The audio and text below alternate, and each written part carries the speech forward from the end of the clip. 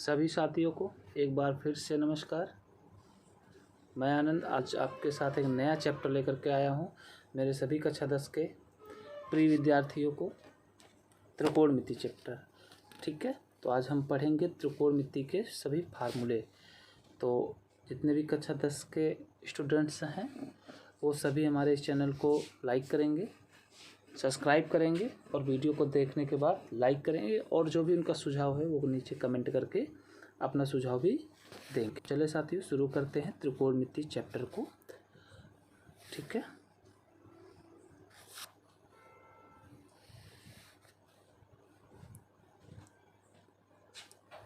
त्रिकोणमिति ना, त्रिकोणमिति लिख दिया, ठीक है। हाँ, ये हो गया त्रिकोणमिति। तो आज हम त्रिकोणमिति चैप्टर को पढ़ेंगे और इसके सूत्रों को समझेंगे। थोड़ा इसमें राइटिंग कम बनती है क्योंकि बोर्ड पर लिखने का थोड़ा सा अलग अपना अनुभव होता है, और वैसे तो मेरी बोर्ड पर भी राइटिंग नहीं बनती थी।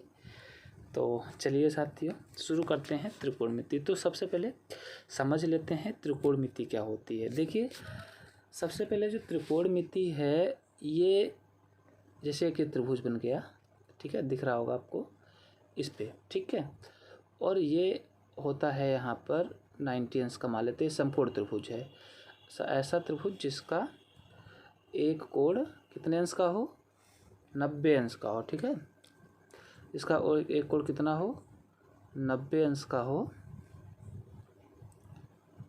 ठीक है, 90 अंश का लिख दिया। और इसको हमने दे दिया ए बी और यहाँ पर सी, ठीक है। यहाँ पर हमने दे दिया ए बी सी। तो एक ऐसा त्रिभुज जिसका कोण एक कोण 90 अंश का हो, ठीक है, और वो समकोण त्रिभुज होता है। अच्छा, ये क्लियर नहीं कर सकते कि 45-45 के दोनों अंश होंगे या फिर 60-30 का हो, वो कुछ भी हो सकता है, लेकिन एक कोण का 90 अंश होना चाहिए। तो यहाँ पर ध्यान देना चाहिए कि जिस कोण को, जैसे मान लीजिए यहाँ पर हम अगर बी कोण को मानते हैं, ठीक है, कोण बी को अगर हम थीटा मान लें, तो कोण बी के सामने वाली भुजा अर्थात ऊर्ध्वाधर भुजा हमारी क्या होगी, लंब होगी, ठीक है। ये ध्यान देने वाली बात है। अगर हम कोण सी को मान लेते हैं तो हमारी बी के सामने वाली जो भुजा होती वो लंब मानी जाएगी। तो मतलब जो इस कोण को हम लेकर के चलते हैं उसके सामने वाली भुजा हमेशा लंब मानी जाती है। तो त्रिकोणमिति का हमने कोई शार्ट ट्रिक नहीं है, लेकिन हम कक्षा 10 के हिसाब से एक चीज़ आपको बता देते हैं कि त्रिकोणमिति में हमको अगर फार्मूले याद होते हैं तो क्वेश्चंस लगाना बहुत आसान होता है। क्योंकि अगर इसमें एक विशेषता ये है कि अगर एक सवाल है और हमें फार्मूले याद हैं तो उस सवाल को हम 2 या 3 तरीके से लगा सकते हैं, ठीक है, क्योंकि फार्मूले को तोड़कर फार्मूले से बनना। अच्छा, एक और बात है इस चैप्टर की, हमने देखा है कि अधिकतर जैसे कि कोई भी सवाल सिद्ध करने वाला आता है तो अधिकतर दोनों पक्षों को या एक पक्ष को या दूसरे पक्ष को साइन काज में तोड़ करके सवाल लगाने पर ज़्यादा आसानी हो। तो चलिए दोस्तों, शुरुआत करते हैं। जैसा कि हमारे पास त्रिभुज आपके सामने यहाँ पर दिखाई पड़ रहा है, कर्ण और लंब और आधार, ठीक है। तो ये एक बेसिक सी प्रमेय है, बेसिक सी थ्योरम है, जिसके अंतर्गत हम लोग इसको जानेंगे। इसको हम पाइथागोरस प्रमेय कहते हैं, जो सबसे पहले स्टार्टिंग से अगर हम कहें बेस तो इसी से तैयार किया जाता है, ठीक है। कि पाइथागोरस होता है उसका बराबर होता है, हम यहाँ लिख रहा होगा बाहर दिख रहा, और हम इस और यहाँ पर अगर हम लिख सकते हैं तो इसको कह सकते हैं AC, इसको पेन थोड़ा सा कम चला, AC स्क्वायर बराबर BC square plus AB square, ठीक है। तो हम यहाँ पर ये चीज़ भी लिख सकते हैं दोस्तों। तो चलिए, आप समझ गए पाइथागोरस प्रमेय क्या होती है कि किसी त्रिभुज का कर्ण का स्क्वायर उसके लंब के स्क्वायर और आधार के स्क्वायर के बराबर होता है, ठीक है। तो चलिए आगे देखते हैं। अब यहाँ पर देखिए त्रिकोणमिति के मूल सूत्र, ये आपको यहाँ पर ध्यान देना पड़ेगा थोड़ा सा समझने के लिए, ठीक है। यहाँ पर आपको थोड़ा सा समझने के लिए ध्यान देना पड़ेगा। यहाँ पर sine theta, cos theta, tan theta और कोसेक थीटा, सेक थीटा और कॉट थीटा, ये त्रिभुज के मापन जो मापे जाते हैं, उनकी भुजाओं के माप के अनुपात होते हैं, ठीक है। जैसे हम यहाँ पर लगा लिए, आपको यहाँ पर जैसा कि आपको फिगर में दिख रहा होगा, मैंने एक त्रिभुज बना लिया, ठीक है। और हमने यहाँ पर नाम दे दिए, अगर इसको कहे ए, ठीक है, और इसको बी और इसको सी दे देते हैं, ठीक है। इसको हम सी दे दें और ये हमारा तो 90 अंश का बन जाएगा, ठीक है। ये हमारा तो 90 अंश का बन जाएगा। और ये हमारा, अगर हम कोड इसको हम क्या कर देते, थीटा दे दे, ठीक है, तो हमारे पास, और ये हमारा क्या हो जाएगा, कर्ण हो जाएगा, ठीक है। यहाँ पर ये थोड़ा सा स्लो चला कर्ण हो जाएगा, इसको हम कहेंगे लंब और इसको कहेंगे आधार, ठीक है। तो यहाँ पर ध्यान दीजिएगा, साइन थीटा बराबर होता है लंब बटे कर्ण, अर्थात लंब की भुजा का अनुपात बटे कर्ण की भुजा के अनुपात। कॉस थीटा बराबर क्या होता है, आधार बटे कर्ण, ठीक है। और टेन थीटा बराबर क्या होता है, लंब बटे आधार। और कोसेक थीटा बराबर क्या होता है, कर्ण बटे लंब। सेक थीटा बराबर कर्ण बटे आधार और कॉट थीटा बराबर आधार बटे लंब। तो यहाँ पर ये आप समझ लीजिएगा और इनको याद कर लीजिएगा। लेकिन लगभग ये मैराथन क्लास के अनुसार वीडियो बनाया जा रहा है, तो मैं आशा करता हूँ कि सभी बच्चों को ये फार्मूले याद होंगे। तो चलिए, हमने इस फार्मूले को रिवीजन के लिए आपको बताया था, ठीक है, तो रिवीजन करवा देते हैं। चलो आगे देखते हैं फार्मूले। ये देखिए, ये फार्मूले भी आपको बेसिक तौर पर बहुत इंपॉर्टेंट होते हैं। जैसे आपको यहाँ पर एक ट्रिक है, छोटी सी मैं बता देता हूँ, ठीक है, और इसके अनुसार आप इनमें बहुत अच्छे तरीके से समझ सकते हैं। हम लोग जब पढ़े थे तो ये याद किए थे, सर जी सूत्र पूछते थे तो हम लोग बचपन में क्या करते थे, इसको जो है लिख लेते थे, ठीक है।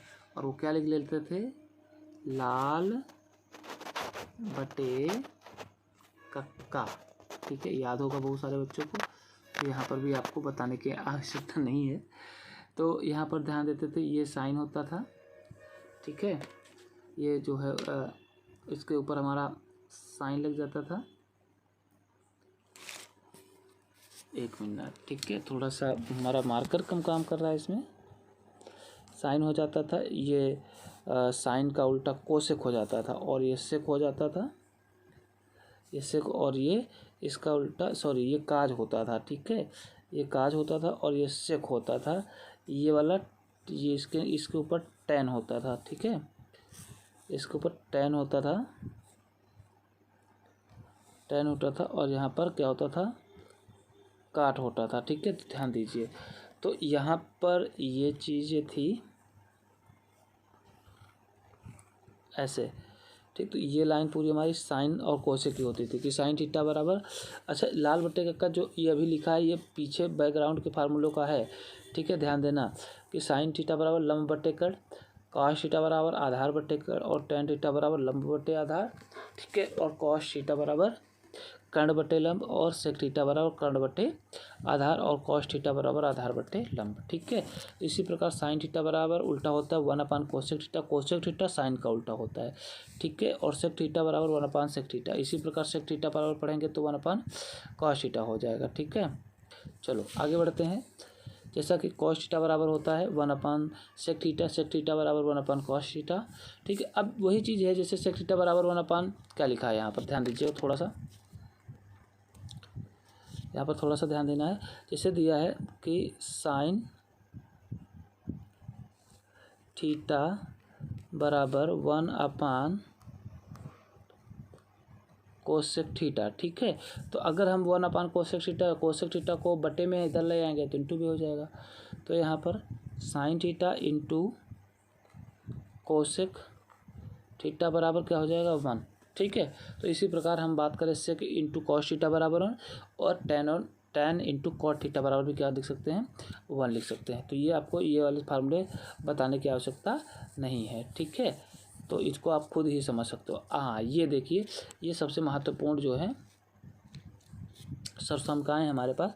Sign square theta plus cos square theta बराबर 1 और सेक स्क्वायर थीटा बराबर 1 प्लस tan स्क्वायर थीटा, या इसको ऐसे भी याद कर सकते हो, sec square theta minus tan square theta बराबर 1 और cosec square theta minus cot square theta बराबर 1। इसको भी ऐसे ही आप याद कर सकते हो, ठीक है। और यहाँ से फार्मूले निकलते हैं बहुत, जो कि मतलब इसी से निकलते हैं। जैसे अगर हम बात करें कि साइन स्क्वायर थीटा बराबर अगर कहें तो क्या हो सकता है, क्या लिख सकते हैं इसको, काज स्क्वायर थीटा माइनस का 1, ठीक है। और अगर काज स्क्वायर थीटा को क्या लिख सकते हैं, साइन स्क्वायर थीटा माइनस 1, क्योंकि अगर काज को रहेंगे तो साइन उधर चला जाएगा तो 1 साइन स्क्वायर थीटा माइनस 1 हो जाएगा, है ना। सेक स्क्वायर थीटा बराबर tan स्क्वायर थीटा प्लस 1 लिखा ही है, और tan स्क्वायर थीटा का मान निकालेंगे तो सेक स्क्वायर थीटा माइनस 1 हो जाएगा। अब कोसेक स्क्वायर थीटा बराबर लिखा ही है, काट स्क्वायर को इधर ले जाएंगे 1 प्लस काट स्क्वायर हो जाएगा, और काट स्क्वायर थीटा का मान निकालेंगे तो कोसेक स्क्वायर थीटा माइनस का 1 हो जाएगा, ठीक है दोस्तों। तो ये भी आप याद कर लीजिएगा, ठीक है, आपको स्कूल में याद कराए गए होंगे। चलिए आगे फार्मूले पढ़ते हैं। ये अब आते हैं त्रिकोणमिति के महत्वपूर्ण सूत्रों को कैसे याद करें, ठीक है, इसके मान। तो ये बहुत ज़रूरी है, बहुत पूछा जाता है, ठीक है। और अगर आप साइन कॉस टेन के याद कर लोगे तो बाकी तो मान आप भूल नहीं पाओगे, ठीक है। तो इसके लिए हम लोग जो पढ़े हैं या जो समझे हैं, एक ट्रिक सी बताई थी लेकिन याद हो जाती है, तो इसको हम समझा देते हैं। सबसे पहले जैसे हम लोगों को गिनतियाँ आती हैं, 1 2 3 4, ठीक है, 4 तक गिनती लिख ली। अब हम सभी के बट्टे 4 कर देंगे, सबसे बड़ी संख्या 4 है तो सबके बट्टे क्या करेंगे, 4 कर देंगे, ठीक है। ध्यान दीजिएगा, बट बोलोगे नहीं, आपको मैं ऐसे सवाल बता रहा हूँ, ठीक, कितने बढ़िया बता रहा हूँ। अब आप सभी का अंडर रूट लगा दीजिए, मतलब वर्गमूल ले लीजिए सभी का, ठीक है। अब ध्यान दीजिए, 0/4 0 हो जाएगा, 1/4 1 का तो 1 होगा और 4 का कितना हो जाएगा, 2 हो जाएगा, ठीक है। 2 के 2 हो जाएगा, 2 दूनी 4 हो जाएगा, 1/, ये कितना हो जाएगा, √2 बन जाएगा, ठीक है। √3 तो ये हो जाएगा। अच्छा, √4 का मान कितना होगा, 2, ठीक है। ये कर गया, बचा कितना, 1 बचा, 1 का रूट 1 आएगा। बस ये आपकी पहली श्रेणी सूत्रों की मिल गई। अगर हम बात करें, ये 0 का मान होगा, ये 30 का मान होगा, और इससे ये जो है कितना का मान होगा, 45 का, ठीक है। इसी प्रकार से ये पहली श्रेणी जो आपको दिख रही होगी यहाँ पर, ये देखिए वही आपको यहाँ पर बन गई। तो पहली श्रेणी कैसे है, तो आप पढ़ सकते हैं, साइन 0 का मान 0, साइन 30 का 1/2, साइन 45 का 1/√2, साइन 60 का √3/2 और साइन 90 का मान 1 होता है। काश थीटा का मान, अच्छा एक बात, अब चाहिए इसी श्रेणी को आप उल्टा कर दीजिए, 1 से लेकर के, ठीक है, उल्टा लिख दीजिए, ये पूरे काश के मान बन जाएगा। अर्थात काश 0 का मान 1, काश 30 का √3/2, काश 45 का 1/√2 और काश 60 का मान कितना हो जाएगा, 1/2, काश 90 का मान 0, ठीक है। अब एक बात, अब आप इसको भाग करिए, देखिए इसको भाग कर देंगे क्योंकि हम जानते हैं, हमने पढ़ रखा है कि tan थीटा बराबर क्या होता है, ध्यान दीजिएगा, साइन थीटा बटे काश थीटा ना। तो tan थीटा का मान निकालने के लिए ये सभी मानों को, tan 0 का मान निकालें, इससे भाग दीजिए, tan 30 का मान निकालेंगे इससे, फिर इससे दे दीजिए, फिर इससे दे दीजिए और फिर इससे दे दीजिए, आ जाएगा। तो साइन 0 बटे का 0, 0/1 0, 1/2 √3/2, 2 से कट जाएगा, 1/, tan 30 का मान यहाँ पर गलत लिख दिया, 1/, होता है 1/√3 होता है, ठीक है दोस्तों। तो ये हो जाएगा, 1 हो जाएगा, tan 45 का पूरा कट जाएगा, ये √3 बच जाएगा, ठीक है। और अगर हम किसी 1/0 को, तो किसी संख्या में अगर 0 से भाग दिया तो वो क्या होता है, इन्फिनाइट आता है, ठीक है। और अगर किसी संख्या में 0 से गुणा किया जाता है तो वो 0 आता है, ठीक है दोस्तों। चलो, तो ये मान आपको भी टेबल याद हो गए होंगे, आशा करते हैं, ठीक है। और आगे बढ़ते हैं,